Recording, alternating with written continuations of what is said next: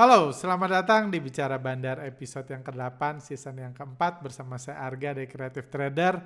Pada podcast kali ini kita akan bahas hal-hal yang sedang hot dan pembelajaran-pembelajaran yang kita dapat beberapa minggu terakhir di IHSG. Kita akan bahas tentang IPO Party, di mana bulan Agustus ini memang sedang ada IPO Party, di mana ada banyak perusahaan baik yang besar, yang menengah, yang kecil, yang mau tutup, mencoba peruntungannya jualan saham di BEI, dan ada saham yang sudah dibanting, ada yang saham sudah digoreng, dan mari kita bahas satu persatu saham-saham yang di IPO-kan di bulan Agustus ini, terutama juga termasuk saham-saham yang direkomendasikan atau dipromot oleh influencer-influencer yang ahli dalam menyerap dana masyarakat.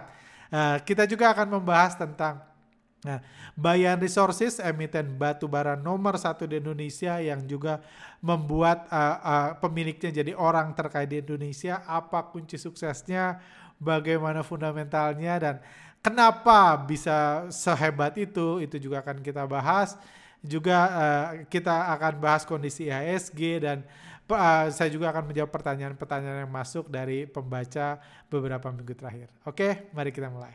Financial crisis and emerging High inflation shut the world down. Worst is yet to come. Anda boleh khawatir, boleh krisis, benar di luar sana krisis ekonomi, benar di luar sana BBM naik, itu semua benar. Tapi kita tahu semua itu cuma jadi kecap di bursa saham kalau asing masuk, karena bursa kita dikuasai oleh.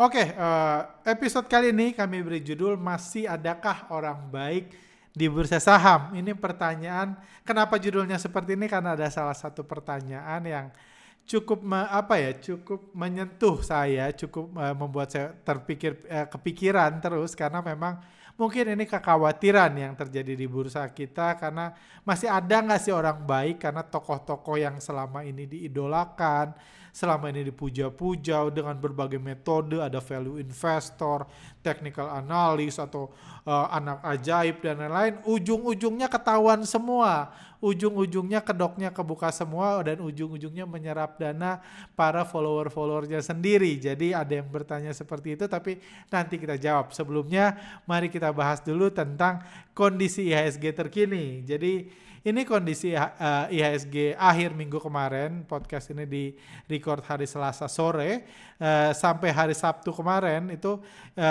kondisi IHSG seperti terlihat sejak sebelumnya bulan Juli investor asing masuk. Jadi grafik ini adalah grafik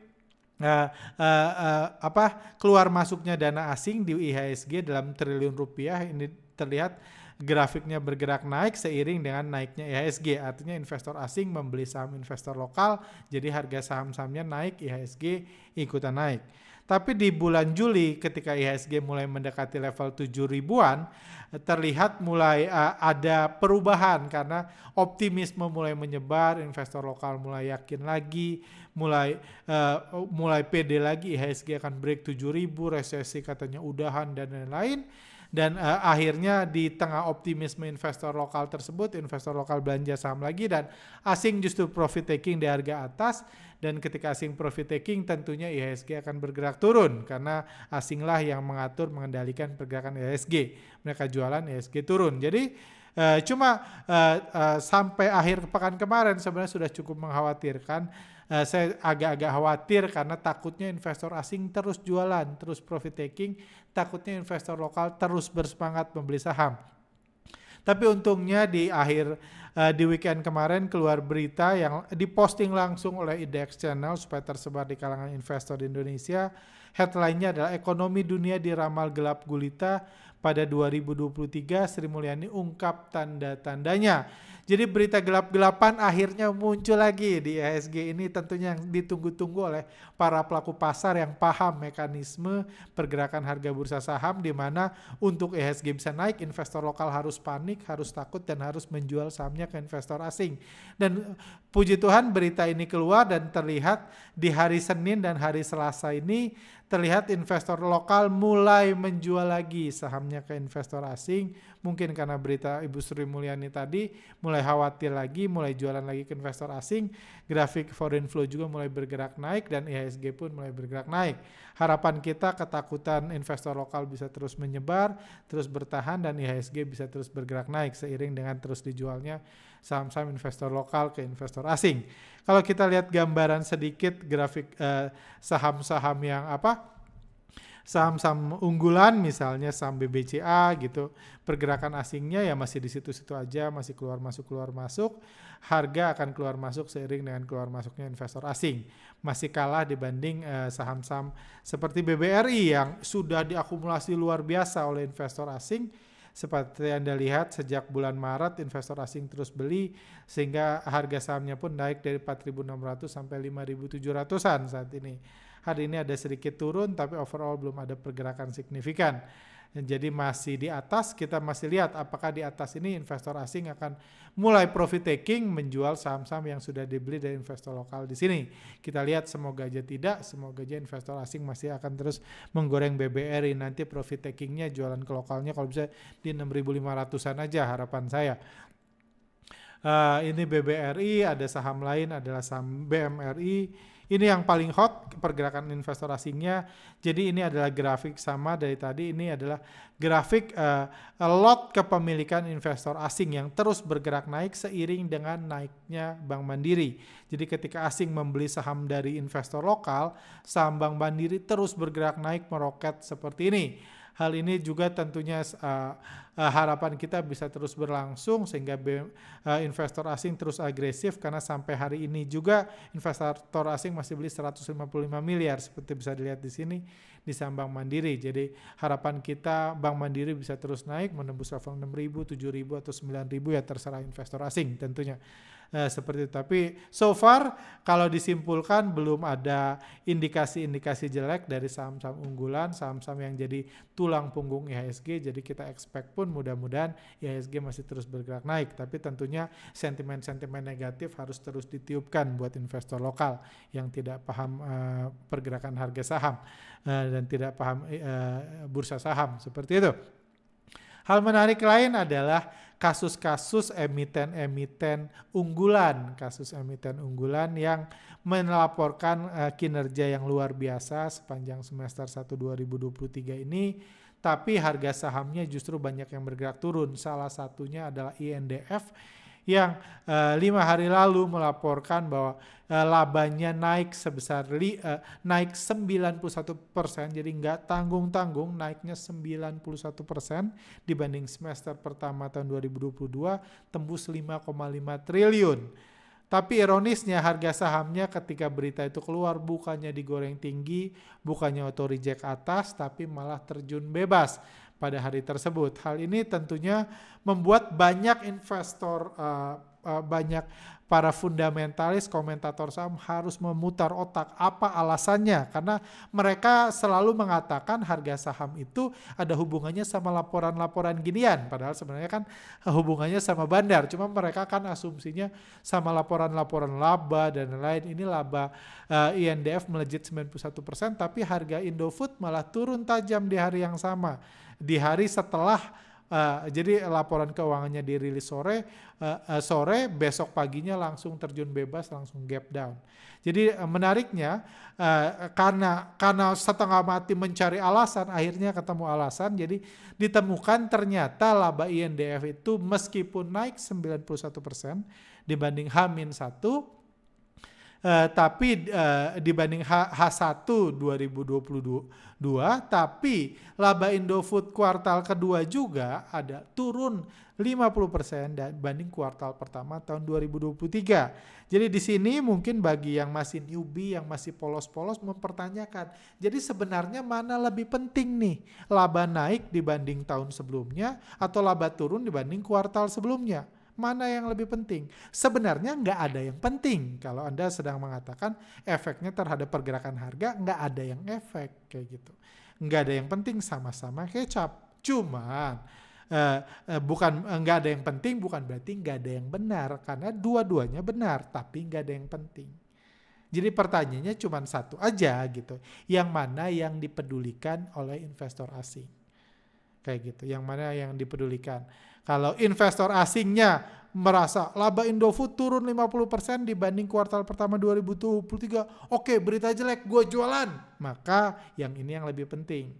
Karena investor asing jualan, maka harganya akan turun.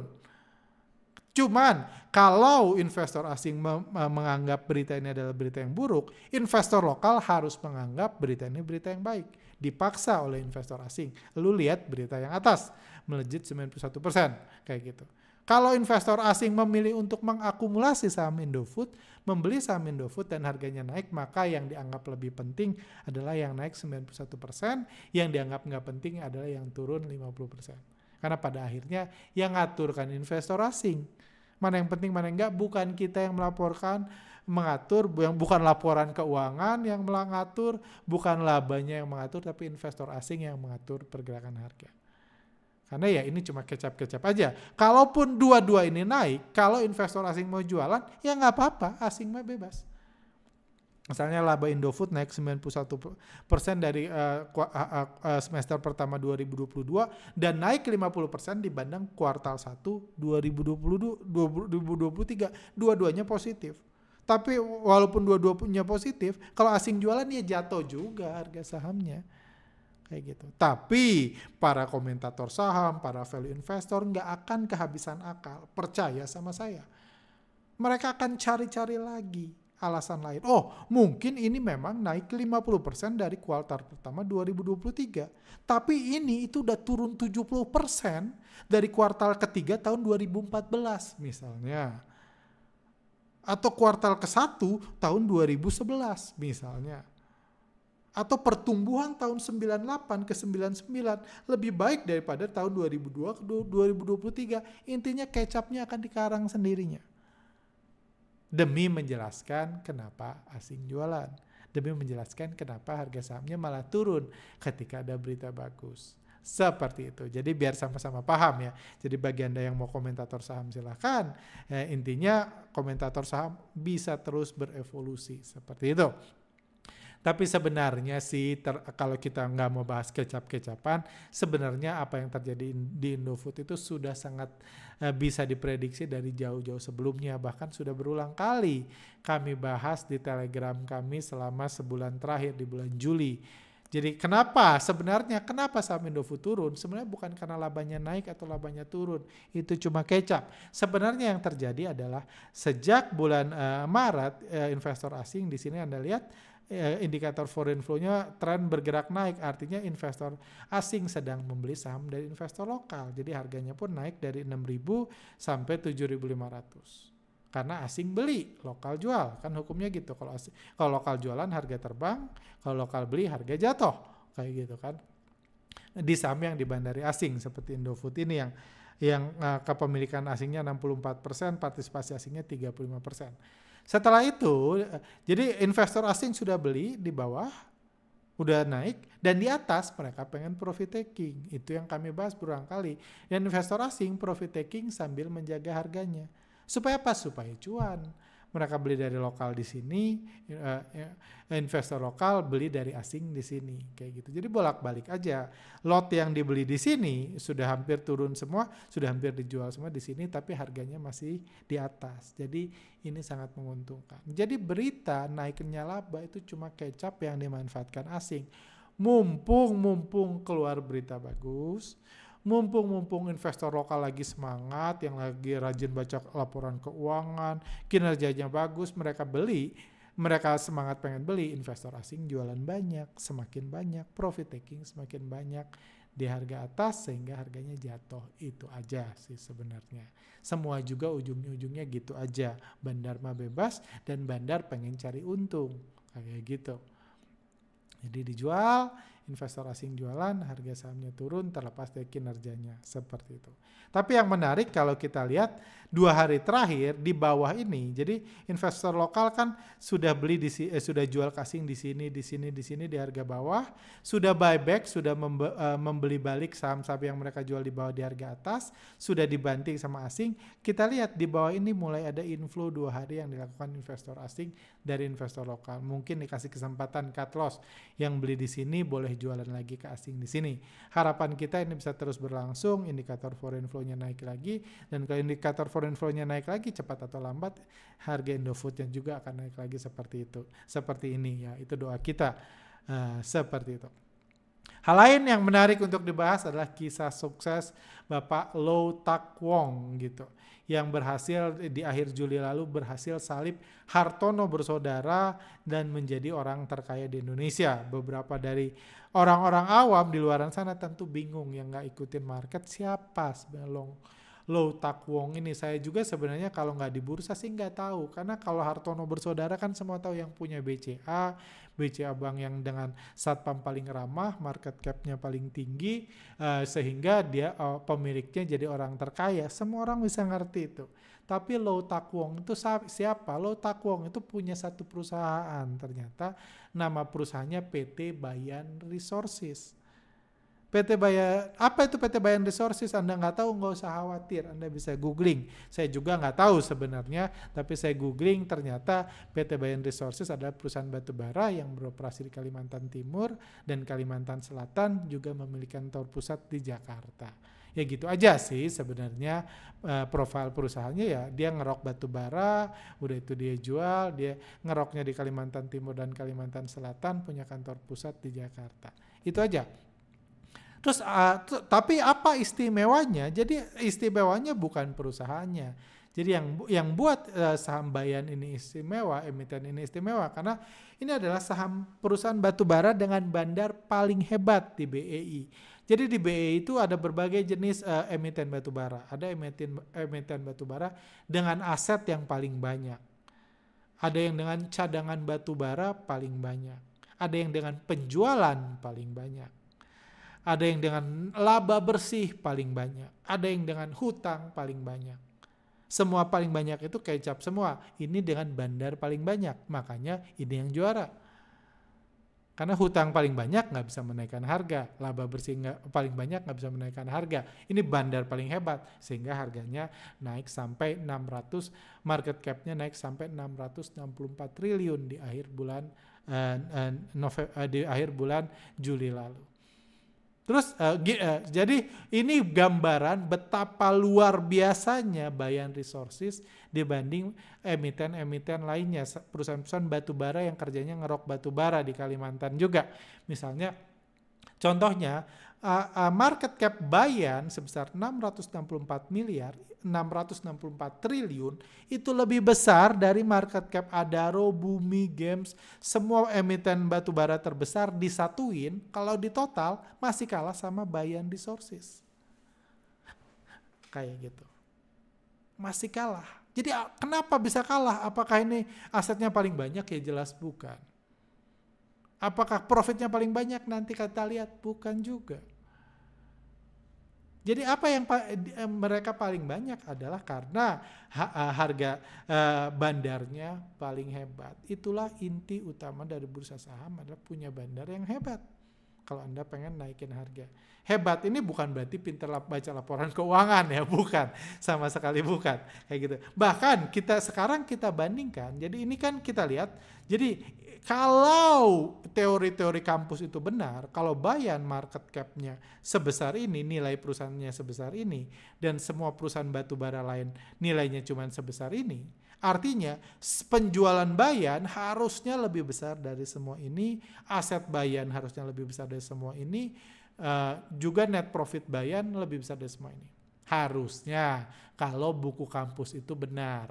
Kalau buku kampus bukan benar, buku kampus ya buku di kampus lah, nggak bisa benar, nggak bisa salah, itu benda mati. Kalau teori tersebut ada gunanya di pasar, di bursa saham yang sebenarnya, tapi kenyataannya ternyata tidak. Aset Bayan cuma 52 triliun, kalah sama Adaro yang 147, bahkan kalah sama Bumi dan DSSA. Jadi asetnya kecil, kalah jauh dibanding ini. Revenue Bayan juga kecil, penjualannya juga kecil, masih kalah dengan perusahaan-perusahaan batubara sungguhan lainnya yang Adaro 27 triliun dan yang lain.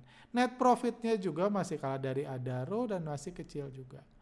Jadi profitnya kalah, asetnya kalah, revenue-nya kalah. Yang menang cuman nilai perusahaannya. Kenapa? Karena nilai perusahaan, harga saham itu tergantung sama kemampuan bandarnya. Bandarnya paling hebat. Jadi ini prestasi luar biasa dari Bandar Bayan yang dia berhasil menjadikan LTK menjadi dari sekedar penjual batubara menjadi orang terkaya di Indonesia. Jadi di tahun 2020 lalu ketika saham Bayan masih 1.200-an, LTK ini hanya tukang jualan batu bara di Kalimantan yang punya kantor pusat di Jakarta. Dulu waktu tahun 2020. Cuma karena 3 tahun terakhir naik 1.267% sampai harganya ke 15 ribuan, bahkan sempat 20 ribuan, maka LTK jadi orang terkaya. Jadi di sini kita lihat betapa pentingnya seorang bandar yang tidak paham analisa fundamental. Karena kalau dia paham, dia kira net profit kalah berarti kita harus di bawah Adaro. Revenue kalah, berarti kita harus di bawah DSSA, di bawah ini. Kalau gitu nggak digoreng, nggak jadi orang terkaya pemiliknya. Bandar yang tidak paham fundamental itu bisa sangat powerful karena dia cuma tahu naikin harga. Jadi luar biasa banget. Dan kenapa kesuksesan Bayan ini membuat LTK jadi orang terkaya? Karena ini dari reportnya, dari tools kami, LTK punya 62,9% saham dari Bayan Resources.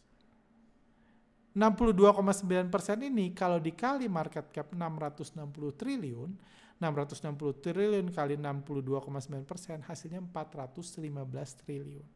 Jadi harta LTK di Bayan aja 415 triliun. Sementara di berita dia jadi orang terkaya karena hartanya 414 triliun. Malah kurang 1 triliun, berarti mungkin beliau nggak punya perusahaan lain. Kenapa kurang nilai kepemilikan Bayan 415, kenapa dia 414? Ya mungkin masih ada hutang KPR atau hutang itu cicilan mobil dan lain-lain yang belum dibayar, jadi minus, asetnya minus tapi nilai sahamnya 415 triliun.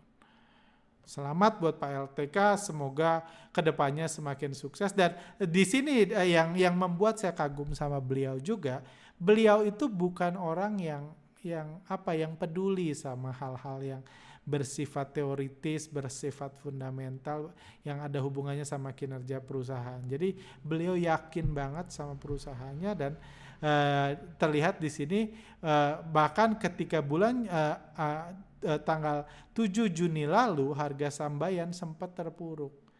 Beliau kehilangan gelar orang terkaya di Indonesianya. Jadi apa yang dia lakukan, saham Bayan setelah terpuruk bergerak naik. Dan ketika saham Bayan bergerak naik, yang borong paling banyak, yang naikkan paling banyak adalah broker ZP. Dan dari data yang dirilis di web bursa dan yang diolah sama tools kami, ternyata ZP itu siapa? Ternyata Bapak LTK sendiri. Jadi beliau terus melakukan pembelian seiring dengan kenaikan harga. Jadi beruntung banget, beliau udah punya banyak, beli naik, beli besok naik, tata jadi orang terkaya di Indonesia seperti itu. Jadi ini kunci sukses beliau yang harapan kita terus dipertahankan ya. Jadi menurut saya masih ada banyak opportunity.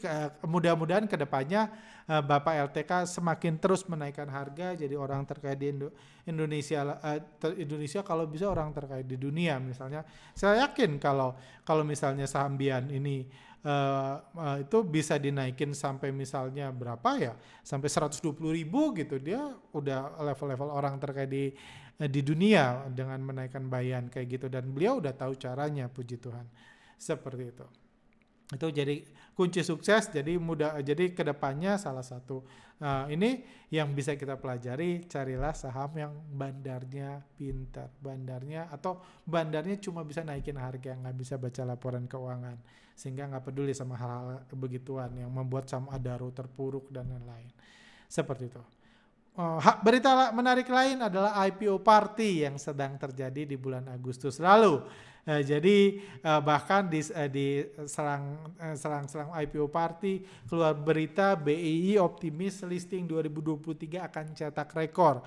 Jadi seingat saya rekornya itu ada, kalau nggak salah setahun itu 121 kalau nggak salah emiten yang IPO dalam satu tahun. 2023 ini optimis akan cetak rekor.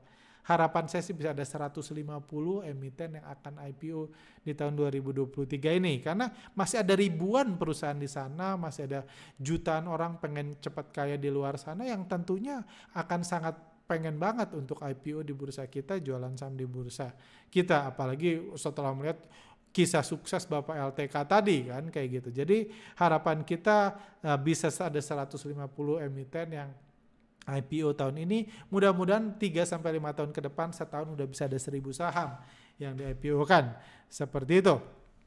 Ini emiten-emiten yang IPO, beberapa diantaranya sudah IPO, dan satu mengalami batal, yaitu Akseleran. Sempat kami mention sebenarnya harusnya kalau IPO-nya berhasil, sudah untung besar Akseleran ini, karena dia mau mengincar dana 358 miliar, sementara pendananya sendiri total duit yang sudah disuntik Akseleran, salah satu startup, cuma 8,5 juta dolar atau setara sekitar 120 miliar. Jadi jauh banget gitu, jauh banget perbedaannya jauh banget. Jadi sebenarnya kalau Akseleran berhasil IPO, mereka berhasil menyerap dana 358 miliar di IPO-nya, sebenarnya bisa udahan kayak gitu. Bisa udahan mereka karena udah balik modal semua, tinggal usaha mereka mengeluarkan 358 miliar ini buat investor-investor mula-mula. Coba sayangnya IPO-nya gagal, ada rumor-rumor cukup mengerikan yang negatif buat emiten startup yang membuat mungkin akan startup akan mikir-mikir lagi untuk IPO ke depan karena Akseleran tiba-tiba gagal, dan setelah gagal dirumahkan 60 karyawan seperti itu setelah memutuskan tunda IPO hingga tahun depan. Itu rumahkan 60 karyawan, bayangkan kalau berhasil bisa semua dirumahkan. Seperti itu. Meskipun Akseleran gagal, ada startup lain atau ya semi-semi startup lah, startup karya motivator kayak gitu, yang influencer yang berhasil IPO tahun ini mengincar dana 57 miliar, dan ini Folk Group akhirnya sudah berhasil mendapat dana dari publik, menyerap dana dari publik sebesar 557 miliar. Uangnya ini terlihat udah banyak, tujuannya ditulis untuk beberapa keperluan. Ada yang digunakan untuk penyertaan modal kepada Finfolk Media Nusantara FMN, nggak tahu apa.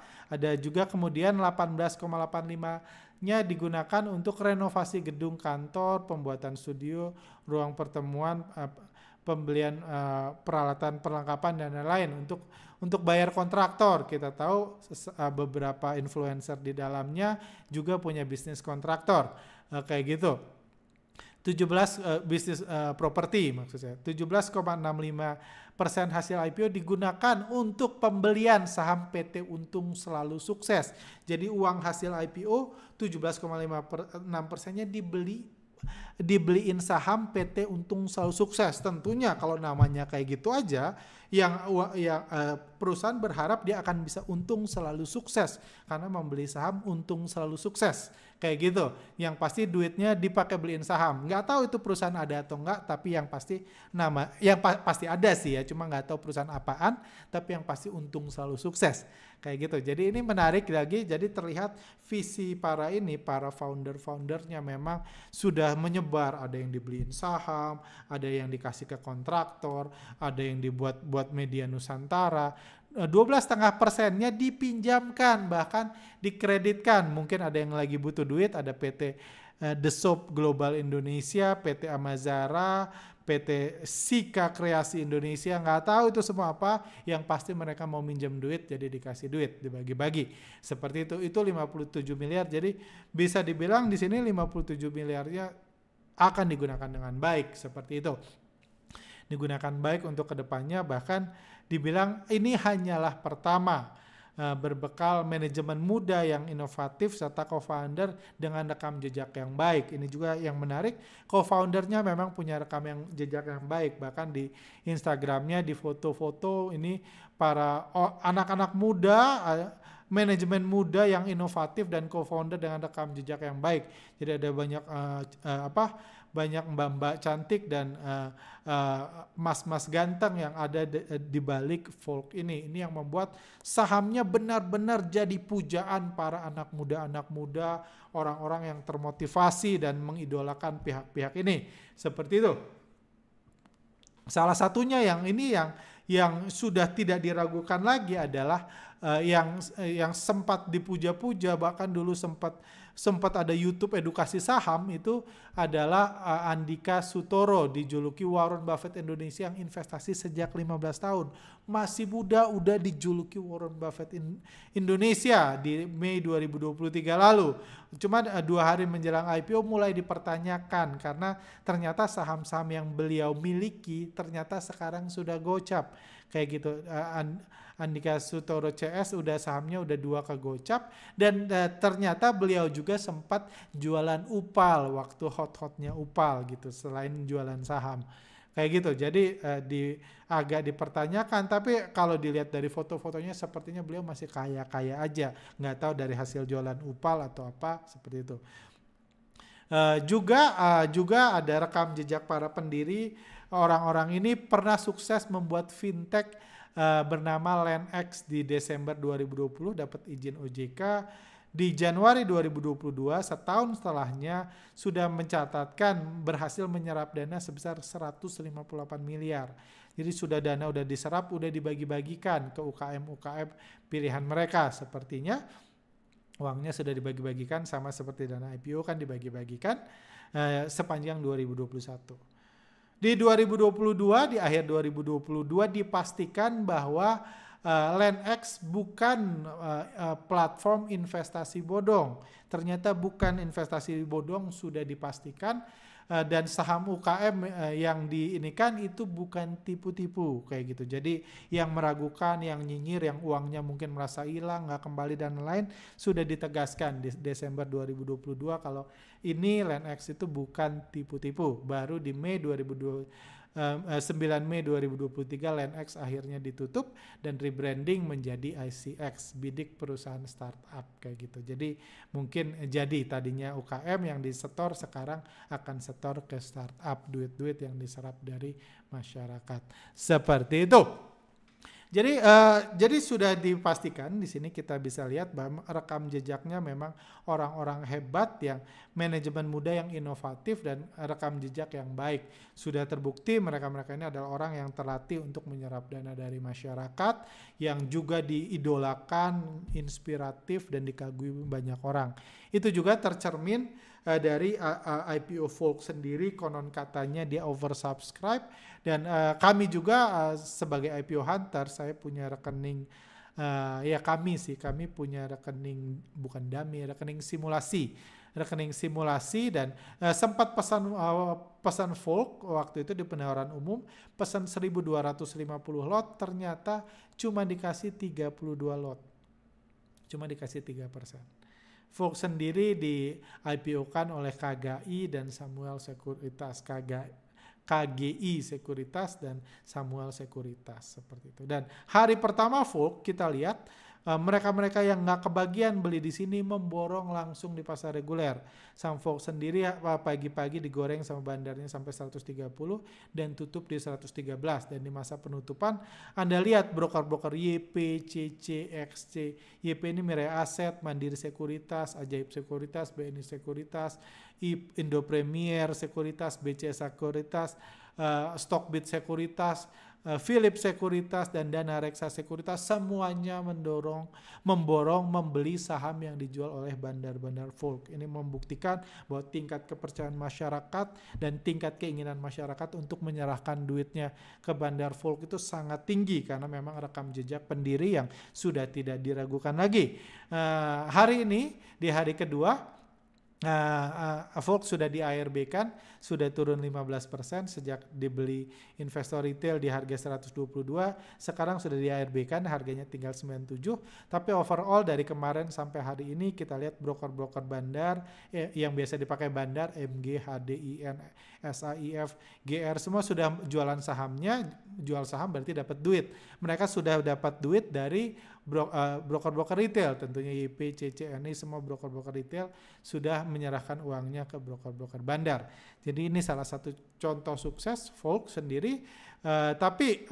Dan kalau kita melihat rekam jejak Volk ini, sebenarnya banyak orang merefer, termasuk kami merefer pada rekam jejak saham yang dijamin oleh tokoh-tokoh yang sudah terbukti itu berprestasi ini.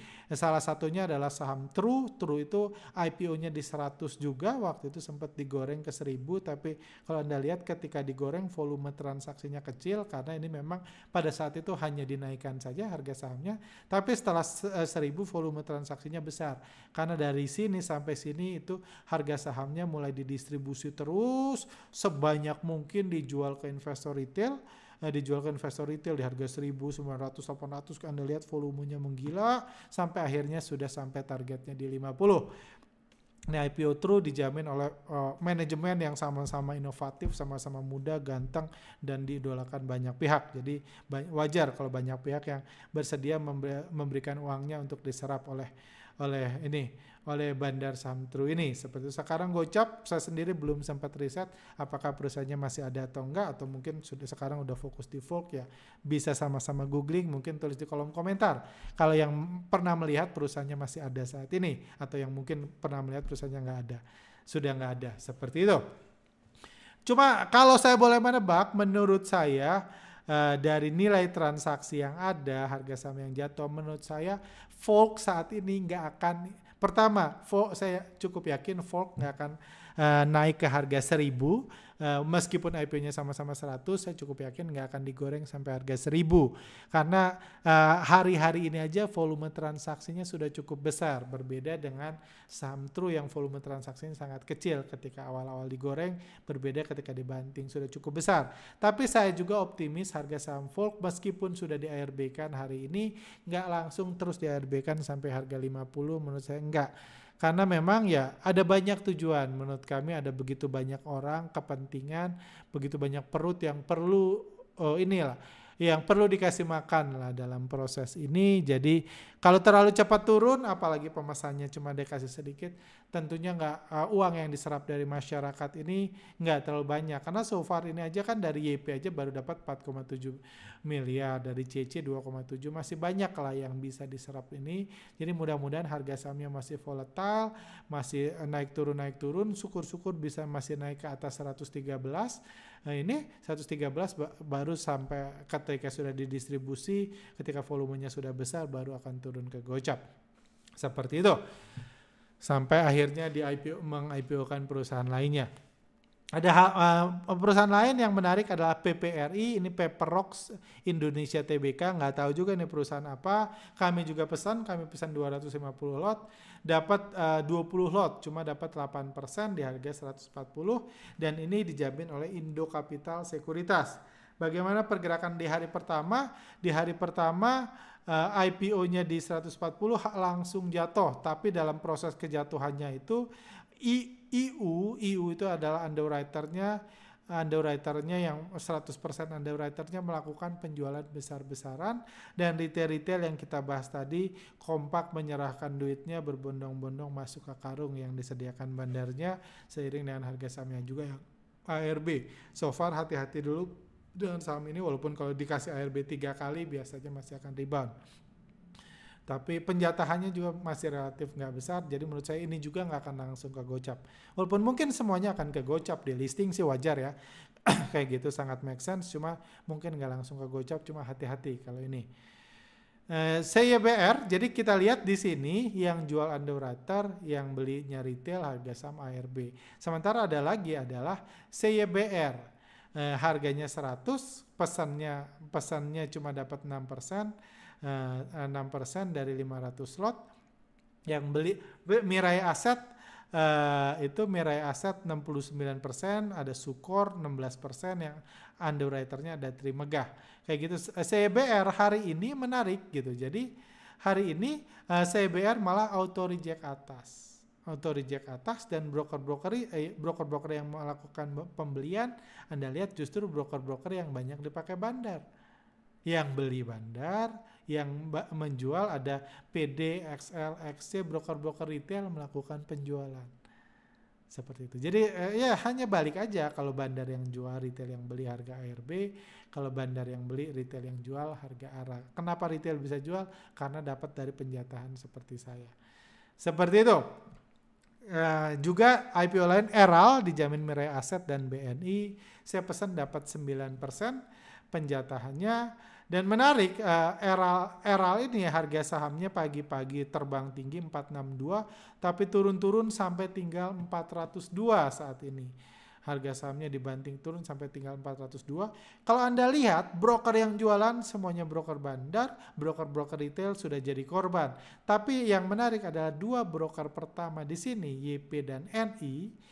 Dua broker YP dan NI, pembeli terbesar adalah underwriter-nya, Mirae Asset dan BNI. Artinya di sini bandarnya masih punya kepentingan, masih beli sahamnya, masih nebelin antrian. Tentunya ini bandar, ini juga bandar. Kayak gitu mereka masih tektok-tektok, dan saya cukup optimis besok dan minggu ini pun harga sahamnya masih bisa volatile sambil terus melakukan penjualan. Geria penjatahannya cukup besar, walaupun saya pesan cuma kecil 500 lot, penjatahannya 61%, 307 lot dijamin oleh underwriter-nya RDK Elite. Hari ini menarik, pembeli terbesar adalah AO yang notabene RDK Elite. Jadi mereka beli di harga IPO buyback, udah membagikan waktu IPO di harga 120, sebagian di buyback lagi, dan retail GR, PD, XC, XL yang dapat kebagian mulai menjual lagi di harga 120 balik modal. Seperti itu. Jadi saham ini juga menurut kami umurnya masih panjang, goyangannya masih panjang sebelum ke gocap dan delisting. Nah, seperti itu. Jadi itu IPO party. Jadi so far mayoritas saham yang IPO saat ini masih seru, masih menarik, masih kami yakin paling kalau mau ARB 2-3 jilid pun paling berpotensi ya tadi yang diborong retail PPRI kayak gitu. Folk juga paling kalau 2 kali itu udah menarik untuk buy on weakness, karena kembali lagi kan ada banyak kepentingan, ada banyak orang yang mau beli mobil mewah dan lain yang tentunya nggak akan bisa terjadi kalau harga sahamnya nggak laku. Seperti itu. Lanjut. Ini beberapa waktu lalu kami juga buat pilih saham meminta para follower di Telegram kami untuk pilih saham mana yang mau dibahas secara mendalam. Saham IPO mana yang dibahas secara mendalam. Yang paling banyak dibahas adalah AMMN. AMMN ini saham yang menarik, bahkan saham yang perlu dikasih tanda bintang, atau yang bisa dibilang kalau tadi bandar paling hebat, ini bandar paling baik hati di bursa saham saat ini, atau bandar AMMN. Kenapa? Karena bandar AMMN itu waktu pemesanan dikasih 90%. At least saya dikasih 90%. Saya pesan 235 lot, pesannya nggak banyak, dikasih 211 lot, 90%. Tapi setelah dikasih penjataan besar, ini biasanya sahamnya ARB berjilid-jilid atau ARB sekali. Seperti itu. Tapi kenyataannya buat AMMN, harga sahamnya malah digoreng tinggi. Dan dalam proses menaikkan harga dari sejak IPO sampai akhir Juli, kalau kita lihat broker-broker mana aja yang beli, ada ZP, CC, YU, DP, TP, OK, mayoritas broker-broker bandar yang melakukan pembelian, dan beberapa broker retail melakukan penjualan. Jadi retail-retail yang dapat jatah terlihat melakukan penjualan, dan ini terbukti di akhir bulan Juli di level ini kepemilikan retail investor tinggal 4,4%. Jadi masih kecil gitu, meskipun dikasih jatah besar, tapi kepemilikan retail cuma 4,4%, dan harga sahamnya pun digoreng secara luar biasa. Jadi so far kalau melihat kepemilikan retail masih sekecil ini, hidden big player 53, big player 42% kayak gitu, dan subscribe plusnya cuma 33%. Ini data-data di tools bandarmologi. Harusnya saham ini masih berpotensi, masih bisa untuk digoreng. Walaupun faktanya lain, di harga yang begitu tinggi ada kemungkinan bandar profit taking. Tapi ya sahamnya ini masih mobil yang bagus untuk disetir-setir, dibelok-belok, bukan mobil yang mau bobrok udah mau bubar kayak gitu, bukan. Jadi ini masih mobil yang bagus untuk gerak-gerak selama beberapa tahun ke depan pun gerak-gerak masih sangat mungkin. Dan menarik yang menarik lagi di bulan Agustus ini sebenarnya ada opportunity buat bandarnya profit taking karena harga naik. Tapi kalau kita lihat dalam periode ini 1-5 Agustus yang beli bukan juga broker-broker retail, yang beli paling banyak adalah CC, beli 577.000 lot di harga atas ini. Jadi di harga atas pun bandarnya belum profit taking. Dan kalau kami korek, CC ini ternyata adalah CC asing. nasabah asing yang pakai Mandiri Sekuritas ini foreign, jadi investor asing pun masih borong di harga atas. Jadi ini yang buat saya optimis untuk tetap hold saham ini, mudah-mudahan bisa digoreng terus. Dan saya juga cukup optimis AMMN ini akan jadi emiten yang akan jadi emiten yang bisa dibandari oleh investor asing. Emiten IPO itu sangat langka dibandari investor asing, dan kalau udah dibandari investor asing itu tidak akan digocapkan, tidak akan delisting kalau udah dibandari investor asing. Jadi kita harapkan seperti itu. Yang pasti AMMN adalah salah satu saham yang masih menarik seperti itu. Jadi itu aja rangkuman saya. Oke, sekarang kita bahas tanya jawab sesi Q&A. Ini ada pertanyaan, Bang Arga kemana aja sekarang? Kenapa sekarang buat podcastnya 1 bulan sekali? Cerita dong kesibukan sehari-harinya sekarang setelah nggak aktif buat konten CTS. Macam-macam sih alasan saya dibalik. Jadi pernah ada kesibukan pribadi. Saya pernah cerita di beberapa podcast sebelumnya di mana saya sangat jarang di kantor. Tapi kesibukan tersebut untuk sementara udah break dulu, udah santai dulu. Selama bulan ini dan bulan depan saya akan banyak di kantor. Sebulan ini pun saya akan tim kami akan fokus untuk riset, mengupgrade tools kami, tools bandarmologi, tools foreign flow untuk versi 2023, jadi 2 bulan ke depan kesibukannya akan seperti itu. Dan kalau buat konten, kenapa jadi jarang buat konten? Ya alasannya ya sebenarnya karena saya itu saya nggak menyebut diri saya YouTuber sebenarnya dari dulu pun gitu ya. Saya itu hanya menggunakan YouTube untuk mengajar sesuatu kalau ada yang mau saya ajarkan. Masalahnya, dan saya juga nggak cari, bahkan selama hampir setahun lebih YouTube ini tidak dimonetize, sampai baru dimonetize ketika YouTube mewajibkan untuk dimonetize. Jadi sebenarnya saya nggak ada tujuan, nggak pernah bertujuan cari duit dari YouTube, atau simply menyalurkan hobi aja. Kenapa hobi itu kurang disalurkan lagi? Menurut kami karena podcastnya sudah 4 season, sudah begitu banyak yang saya ajarkan, banyak lagi yang nggak diajarkan. Ya ada materi workshop yang sudah saya berikan ke peserta workshop jauh sebelum mereka jauh sebelum ada YouTube. Itu tentunya harus saya protect, harus saya kembangkan juga. Jadi itu pertama. Karena ini sudah 4 season, sudah banyak yang sempat saya sharing, dan juga marketnya sudah cenderung masih monoton sekarang. Kan waktu perubahan ke stock market 2.0 saya edukasi, menjelaskan ke Indonesia bahwa fundamental sudah tidak digunakan lagi oleh bandar. Sekarang sudah paham ketika krisis bandar, ketika pandemik, itu hal-hal di mana banyak orang butuh belajar, banyak tema untuk dibahas. Sekarang marketnya cenderung stagnan, ya paling kecap-kecap resesi, inflasi, dan lain-lain. Itu pun yang mereka yang menakut-nakuti sekarang sudah sembunyi karena malu, karena tahu teori mereka nggak ada yang benar seperti itu. Jadi saya nggak ngerasa ada kebutuhan untuk muncul. Kalaupun muncul ya buat melepas rindu, dan kalau ada tema seru yang dibahas. Cuman karena di sisi lain, karena kesibukan lainnya, jadi saya masih sibuk di dunia startup, masih membantu startup yang saya punya. Doakan biar bisa IPO di luar negeri. Rencananya terakhir ngomong sama pemegang saham mayoritas mau IPO di luar negeri, biar jadi startup pertama yang IPO di luar negeri. Juga beberapa minggu lalu sempat ngobrol-ngobrol mau membeli saham dalam jumlah besar salah satu startup yang sedang goyang dan lain-lain. Jadi masih ke situ. Juga ada bisnis lain, juga tetap trading saham, tetap jual beli saham, yang cuma ya boring gitu, nggak ada yang dijelaskan juga gitu. Dan saya juga kan bukan nggak di endorse kan. Jadi saya nggak jualan produk, saya nggak buat Anda ini. Jadi kepentingannya berkurang kayak gitu. Dan yang utama karena kepentingan mengajarnya juga, ya yang mau diajarkan saya rasa Anda kalau mau belajar bisa nonton podcast season 1, season 2, season 3, banyak pembelajaran yang bisa diambil. Kalau saya sebut sekarang pun umumnya diulang-ulang. Jadi kecuali ada hal-hal baru saya batasi. Thank you untuk worry, saya baik-baik aja. Dan selama 2 bulan ke depan harusnya akan fokus sibuk mengupgrade tools-tools yang dibuat untuk para alumni, untuk para peserta workshop, tools bandarmologi, tools foreign flow. Pengennya sih ya nantilah dibuat alumni aja, dijelaskan apa yang di-upgrade. Lanjut, pertanyaan lain. IPO uangnya masuk ke perusahaan bro, bukan masuk ke kantong pemilik. Jangan buat narasi yang tidak berpendidikan untuk menjebak orang-orang yang tidak paham.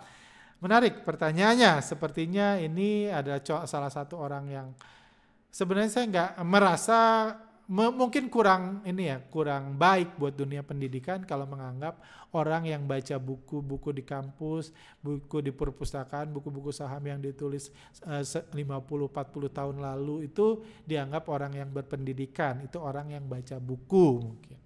Orang yang baca buku lama, baca buku jadul, tahu teori jadul. Salah satu teori jadul ini bahwa IPO uangnya masuk ke perusahaan.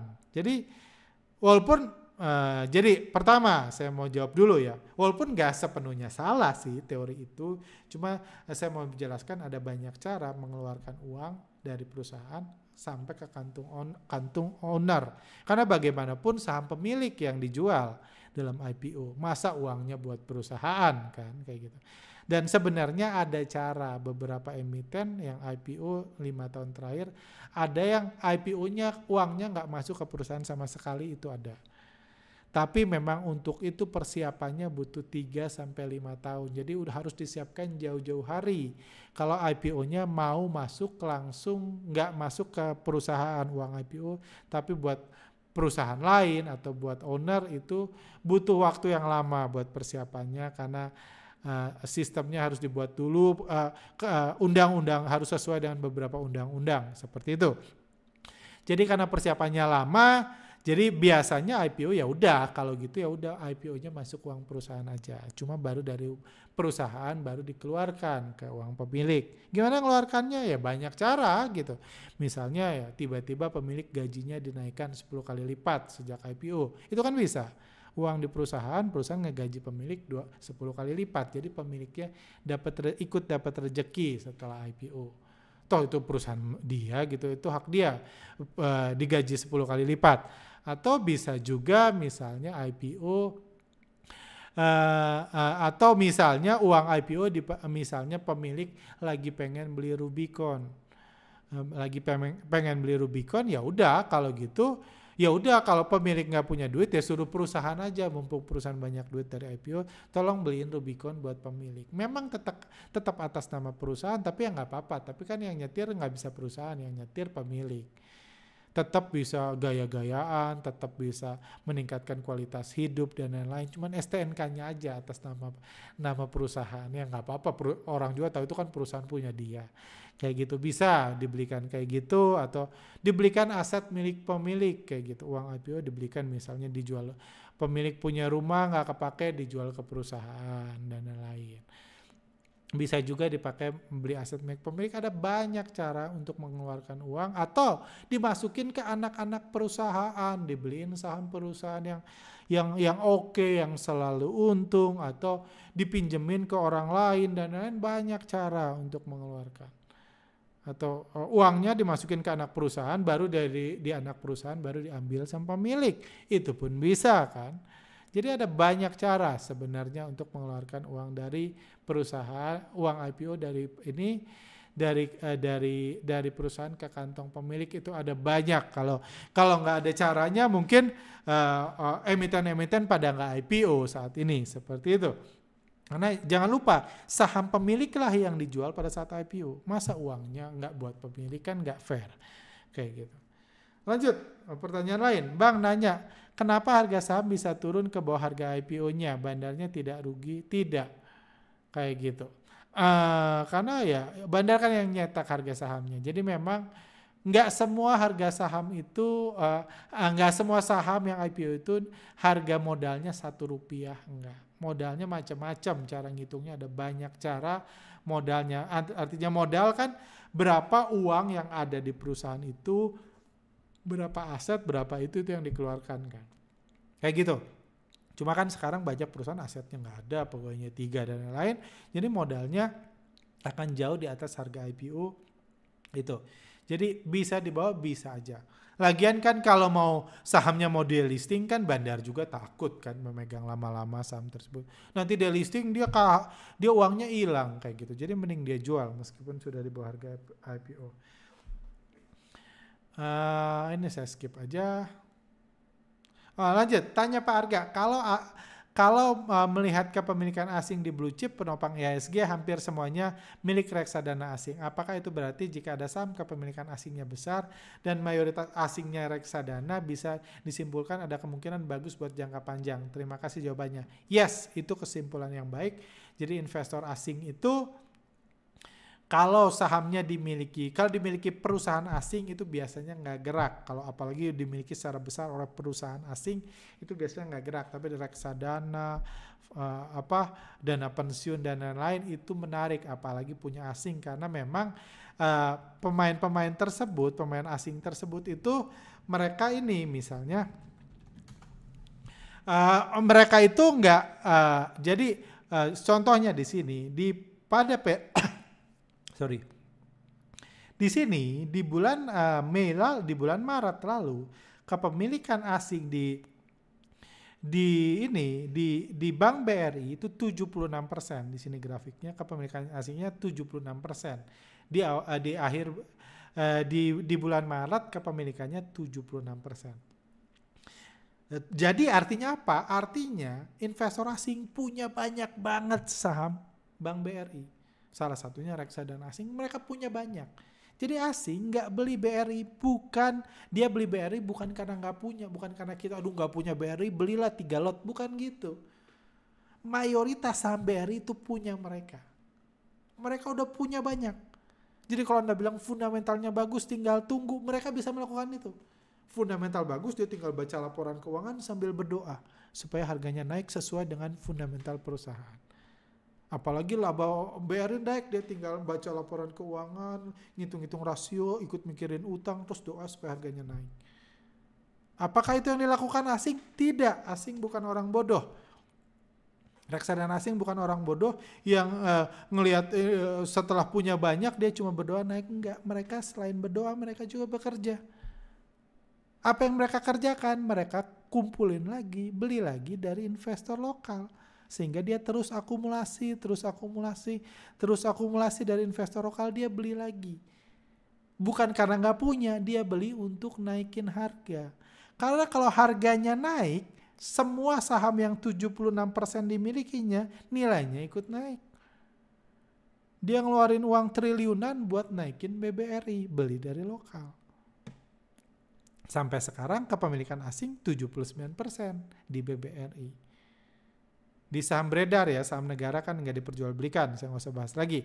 Setelah itu, di atas misalnya nih, mereka udah naik, harga udah naik, sekarang saya mau jualan.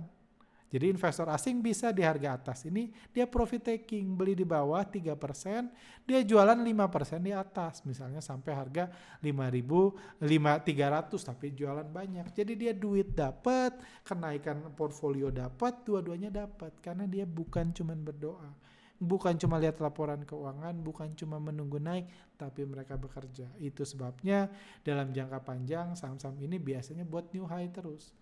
Karena lokal juga baik, dia jadi ganjal yang baik. Jual ke asing di bawah, di 4.600, nanti beli lagi dari asing di 5.600. Nanti asing jualan sampai 5.300, udah itu lokalnya cut loss sebagian, terus dinaikin lagi sampai 7.000, lokal beli lagi di 7.000.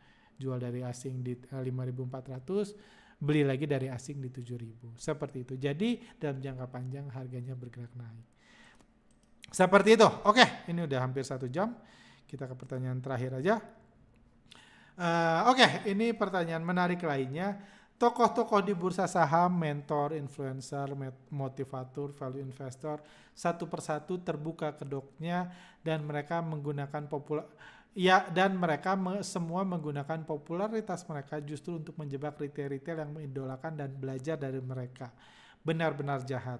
Makin pesimis dengan bursa saham. Ini curhatan seseorang, saya tutup fotonya sengaja. Menurut Bang Arga, apa sekarang ini masih ada tersisa orang baik di BEI? Karena mereka yang mengajar dengan tulus tanpa maksud tersembunyi untuk menjebak murid-muridnya. Kalau ada, spill dong orangnya. Pertanyaan yang menarik buat saya kepikiran dan ingat satu perkataan para salah satu tokoh hebat di bursa saham kita tentang jadi orang baik di bursa. Cuma saya bahas dulu. Pertama, Yang perlu yang sulit dijelaskan di sini adalah orang baik di bursa itu seperti apa. Karena orang baik di luar sana gampang. Misalnya orang yang bertanggung jawab, yang sayang sama anak istri sama keluarga. Orang-orang ini motivator, value investor, influencer itu semua orang baik di luar sana. Keluarganya ada yang istrinya dibeliin tas-tas mewah, jalan-jalan ke luar negeri, anak-anaknya sekolah di sekolah terbaik, pakai mobil terbaik dan lain-lain. Mereka semua baik ke keluarganya, jadi mereka orang baik. Beberapa dari tokoh-tokoh ini juga saya tahu suka beramal, mereka orang baik di luar sana. Jadi kalau mengatakan mereka jahat, masa iya mereka baik. Cuma di sini dikatakan kenapa dianggap oleh Bapak ini jahat, karena mereka menggunakan popularitas mereka justru untuk menjebak retail-retail yang mengidolakan dan belajar dari mereka. Pertama, kalaupun mereka rekomen saham, nyaranin beli saham ini bagus, fundamentalnya bagus, bakal naik, udah under value, udah salah harga. Kalaupun mereka mengatakan itu di saham-saham yang mereka miliki, pasti akan mereka akhiri dengan disclaimer on. Ini bukan rekomendasi ya, kayak gitu pasti. Jadi salah Anda kenapa percaya sama mereka sebenarnya, kayak gitu. Jadi itu juga menurut saya nggak bisa disalahkan. Kayak gitu, nggak bisa lah kan.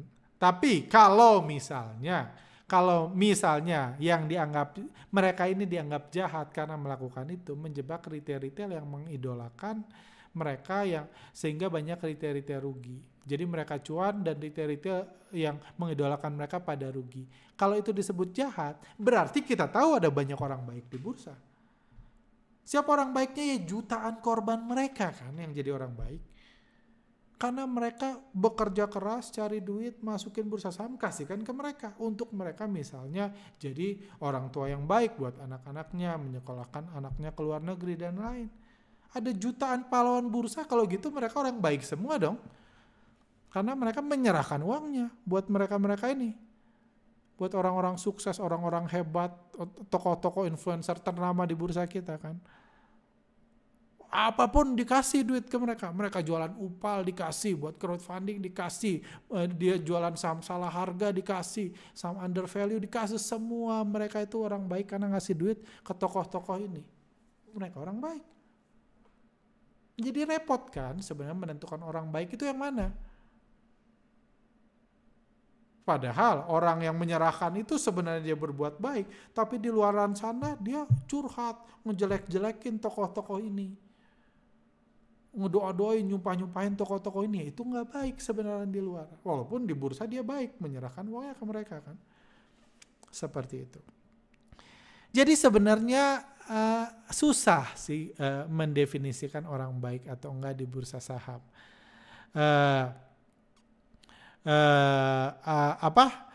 Susah, yang cuma mungkin yang lebih gampang itu masih ada nggak sih tokoh yang pro retail bukan pro bandar. Itu yang mungkin lebih tepat pertanyaannya. Karena baik jahat itu susah dan gak ada kejahatan, gak ada yang melanggar hukum kok gitu, gak ada yang jahat di sini. Kalau secara hukum semuanya menggoreng dengan sesuai aturan yang berlaku, sesuai dengan fitur yang disediakan dan lain-lain. Gak ada ini kayak gitu. Jadi sebenarnya masih ada gak sih influencer yang gak pro bandar? Yang nggak menggunakan edukasinya, influence-nya, fans-fansnya untuk membeli saham yang dijual bandar. Jujur itu sulit. Jadi saya ingat satu perkataan yang saya bilang tadi, satu statement yang saya ingat terus, dia bilang, memang susah jadi orang baik. Jadi orang baik di bursa itu susah. Banyak banget godaannya kalau menjadi orang baik. Karena seringkali niatnya baik. Tujuannya baik, niatnya mengedukasi, niatnya mengajar, niatnya memberi saham yang memberi rekomendasi terbaik, mengajar yang baik. Tapi kebaikan tersebut menarik banyak orang yang rindu orang baik. Orang baik datang, lihat, jadi percaya, apapun yang dikatakan didengar, apapun yang diajarkan ini, apapun yang dijual dibeli. Jualan upal dibeli, uang palsu. Jualan saham dibeli. orang baik. Karena percaya itu orang baik. Cuman masalahnya ketika orang baik, popularitasnya bertambah, followernya bertambah, orang yang percaya sama dia bertambah, akan ada banyak bandar yang mendekati. Kalau Anda follow kami setahun 2 tahun lalu, saya sering berkali-kali mengatakan, waktu saya lagi rajin-rajinnya buat konten, follower, viewers lagi banyak-banyaknya, saya sering mengatakan bahwa ada banyak kok bandar yang request, minta pengen nge-endorse saya. Saya jadi nge-endorse barang jualan mereka. Itu berat godaannya. Karena penghasilan dari YouTube itu kecil dibanding itu, percayalah. Penghasilan YouTube gitu itu kecil. Apa seminar kalau sepi kayak gini kecil penghasilannya. Sementara ada itu penghasilannya selalu besar. Jadi memang berat. Apalagi kalau sadar ini kan gak jahat. Saya kan disclaimer on. Seperti itu. Jadi memang berat melakukan itu.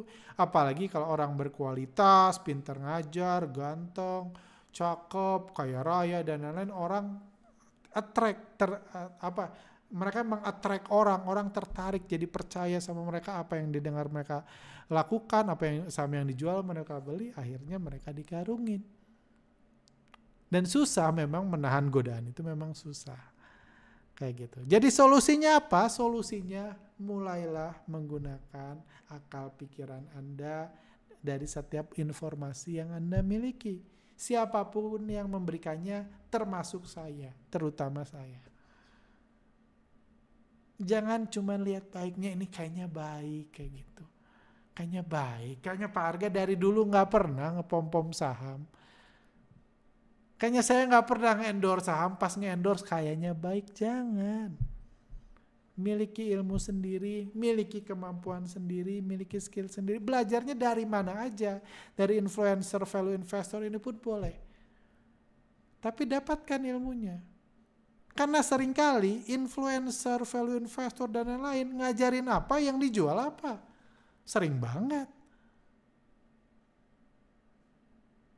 Sahamnya nggak salah-salah banget, yang lebih salah nggak digoreng, tapi yang salah punya dia justru digoreng. Banyak.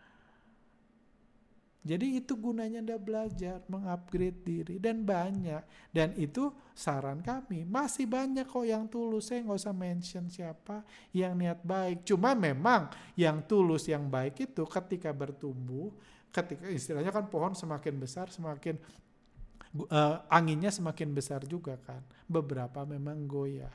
Apalagi yang income-nya terfokus dari ya itu. Terfokus dari content creator dan lain-lain, ya cari source of income lain, salah satunya jualan saham, jualan upal dan lain-lain.